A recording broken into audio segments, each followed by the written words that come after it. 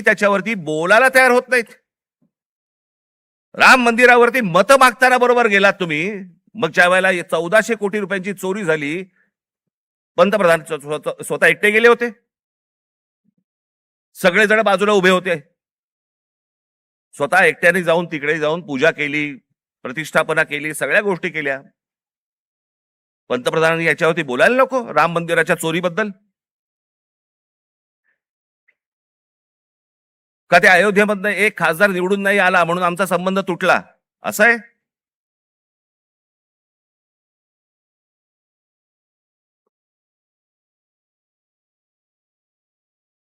आज तो हवालदिल झालेला जो तरुण आहे तो या सगळ्या मंदिरांचा रस्ते पकडतोय. धर्मांध बनवू नका त्या तरुणाला. शिक्षणाच्या वाट्यावरती लावा. नुसतं जय श्रीराम बोलून होणार काही नाहीये. आज अनेक गोरक्षक गाड्या पकडतायत, गायी पकडतायत, सगळ्या पकडतायत. आणि हेच आमचेच पंतप्रधान ऑस्ट्रेलियामध्ये जाऊन सांगतायत की बीफ एक्सपोर्ट मध्ये भारत हा 1 नंबरचा देश आहे. बीफ एक्सपोर्ट मध्ये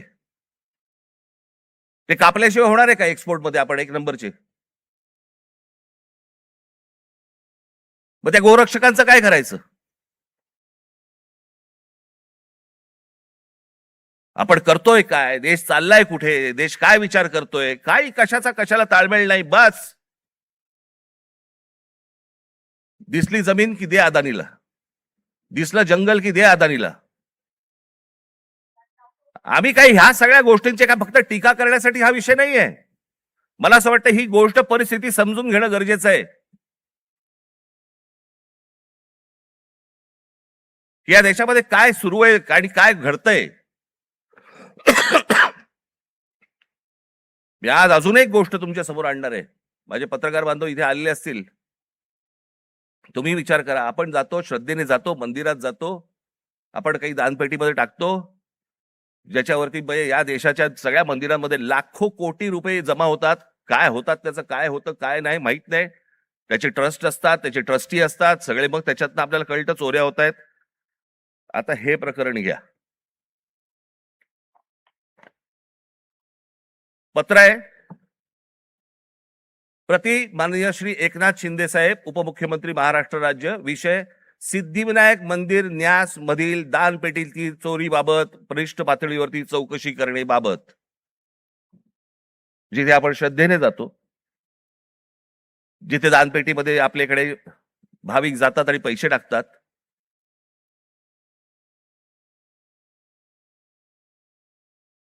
त्याचं कारण असतं ते धर्मासाठी म्हणून आपण असे टाकतो. महोदय, आम्ही स्वाक्षरी करणारे सर्व सिद्धिविनायक न्यास मंदिर प्रभादेवी मुंबई येथील विश्वस्त आहोत. साहेब, आपण विश्वासाने आमची संबंधित ट्रस्टवरती सदस्य म्हणून नियुक्ती केली असून आपल्या विश्वासाला पात्र राहण्याचा आम्ही प्रामाणिकपणे प्रयत्न करत आहोत. भाषा पण बघा. मंदिर आहे का कंपनी येतेच कळत नाही मला. त्यामुळे मंदिरात गेल्या 1.5 वर्षाच्या कालावधीत विविध उपाययोजना राबविताना मंदिराची मिळकत 35% जादा वाढविण्यात आम्ही काही प्रमाणात यशस्वी झालो आहोत. मिळकत तुम्ही कशा यशस्वी झालात? असो. महोदय, विश्वस्तांच्या सतर्कतेमुळे मंदिरातल्या दानपेटीतून पैसे चोरणारे कर्मचारी पकडले गेलेले आहेत. हे कर्मचारी पकडण्यापूर्वी दर बुधवारी मंदिरातल्या दानपेटीतील रकमेची मोजदाद ही 50 लाख रुपयाच्या आत होती. मात्र हे कर्मचारी पकडल्यानंतर गेले 3 आठवड्याची दानपेटी रक्कम ही 1.5 कोटी रुपयांच्या घरात पोहोचली आहे. याचाच अर्थ यापूर्वी दर आठवड्याला दानपेटीतील जमा होणाऱ्या काही रकमेतील काही रक्कम ही लंपास होत होती. त्यामुळे दरवर्षी सुमारे 18 कोटी रुपयांचे मंदिराचे नुकसान होत होते. याचे धागेदोरे वरिष्ठ पातळीवर आहेत असा आमचा ठाम संशय आहे. साहेब, या प्रकरणाची आपण गंभीर दखल घेऊन शासकीय पातळीवरती संबंधित प्रशासनातील वरिष्ठ अधिकाऱ्यांची चौकशी लावावी अशी आमची आपणास विनंती आहे. विश्वस्त मंडळ सिद्धिविनायक गणपती मंदिर न्यास प्रभादेवी मुंबई. राहुल हे सगळ्यांनी सह्या केल्या आहेत. राहुल लोंढे, भास्कर शेट्टी, महेश मुदलियार, जितेंद्र राऊत, मीना कांबळी, मनीषा तुपे, गोपाळ दळवी, सुदर्शन सांगळे हे त्यांचं पत्र आहे.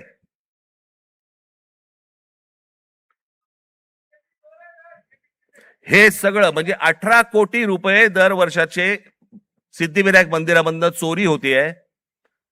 आपण भाबडेपणाने भाविकपणे आपण तिकडे जातोय, दानपेटीमध्ये आपण टाकतोय. Friends म्हणायचे हे होते. असल्या चोऱ्या होत आहेत. ही माणसं सगळी मंदिरं लुटतायत. हाच तो तरुण, हेच ते विद्यार्थी परीक्षांच्या वेळेला नोकरीसाठी मंदिरामध्ये जातायत, पायऱ्या झिजवतायत, सांगतायत देवाला मला नोकरी मिळू देत, आणि त्याच मंदिरामध्ये चोऱ्या होत आहेत. तिकडचेच विश्वस्त चोऱ्या करतायत. तिकडचीच माणसं चोऱ्या करतायत. हा आमचा धर्म, ही आमची धर्माची मंदिरं.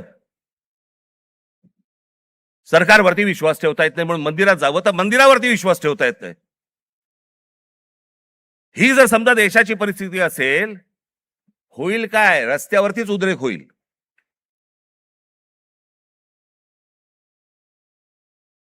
राजकारण सोडून द्या बाजूला. मला असं वाटतं या सगळ्या गोष्टींचा सामूहिक देशाचा म्हणून, राज्याचा म्हणून आपण विचार करणं गरजेचं आहे, सर्वांनी मिळून. निवडणुका येतील त्यावेळेला विचार करू वेगळा. पण आज काय परिस्थिती आहे? हे का झालं? कशामुळे झालं? हा उद्रेक का झाला? मला असं वाटतं ह्या गोष्टी समजून घ्यायला नको. अनेक अनेक बारीक बारीक बारीक बारीक त्याला लेयर्स आहेत, पापुत्रे आहेत. ते पापुत्रे चढत चढत चढत चढत त्याची वडी झालेली आहे. मला असं वाटतं ही गोष्ट सरकारने समजून घेणं गरजेचं आहे. आज मनातल्या तरुणांच्या, विद्यार्थ्यांच्या आशा, आकांक्षा, महत्वाकांक्षा या मला असं वाटतं विद्यार्थी सेनेने समजून घेणं गरजेचं आहे. नोंदणी होत राहील, पण त्यांची ते काय विचार करतायत मला असं वाटतं हे पाहणं गरजेचं आहे. याच्यामध्ये जर बदल झाला नाही, मी हीच गोष्ट एकदा मागे जेव्हा नीटचा पेपर फुटला होता 2016 साली, तेव्हा मी पंतप्रधानांना फोन केला होता आणि त्यांना मी सांगितलं होतं की म्हटलं हे तुम्ही स्वतः ह्याच्यामध्ये जातीने लक्ष घाला या प्रकरणामध्ये. म्हटलं आज म्हटलं देशातले शेतकरी आत्महत्या करतायत, हे मी 2016ला सांगितलं होतं. म्हटलं उद्या हे विद्यार्थी आत्महत्या करतील, आणि आज तेच घडलं. 21 विद्यार्थ्यांनी आत्महत्या केली.